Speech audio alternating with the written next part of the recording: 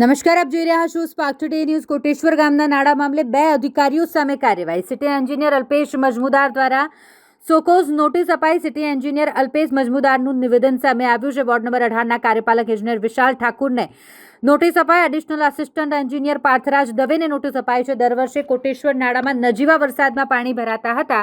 આ વર્ષે નાળાને પહોળો કરવાનો ઓર્ડર અપાયો હતો. એપ્રોચ રોડ પણ બનાવવાનો ઓર્ડર અપાયો હતો. સિટી એન્જિનિયરે મુલાકાત લેતા ક્ષતિઓ બહાર આવી છે, જેને લઈને બંને અધિકારીઓને નોટિસ પાઠવવામાં આવી. અમે જ્યારે કોટેશ્વર નાળું જે છે તે રાતોરાત એટલે બહુ જ ટૂંકા સમયની અંદર એ નાળાની કેપેસિટી વધારવાનું અમે આ વર્ષે કામ કર્યું.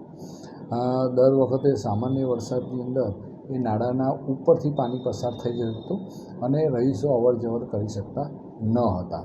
એટલે અમે એની કેપેસિટી છે તે ડબલ કરી નાખી અને એના પરિણામે આ વખતે આટલો વરસાદ પડ્યો પણ હજી સુધી નાળું છે તે એની 50% કેપેસિટીથી જ ચાલે, એટલે 50% તો હજી ફ્લો બી થયો નથી.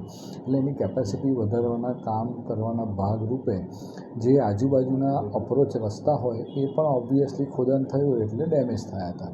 તો એનું જે રિસ્ટોરેશન કહેવાય એનું કામ જેટલી ઝડપથી કરવું જોઈતું હતું અને જેટલા પ્રમાણમાં કરવું જોઈતું હતું તે પ્રમાણ ઓછું જણાઈ આવ્યું હતું.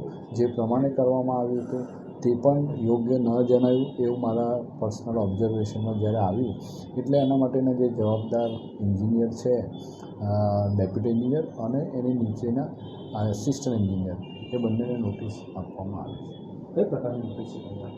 નોટિસ એમને યોગ્ય પ્રકારની કામગીરી, એનું સુપરવિઝન વગેરે સમયસર ન કરાવવાના કારણે એમને નોટિસ આપવામાં આવી છે.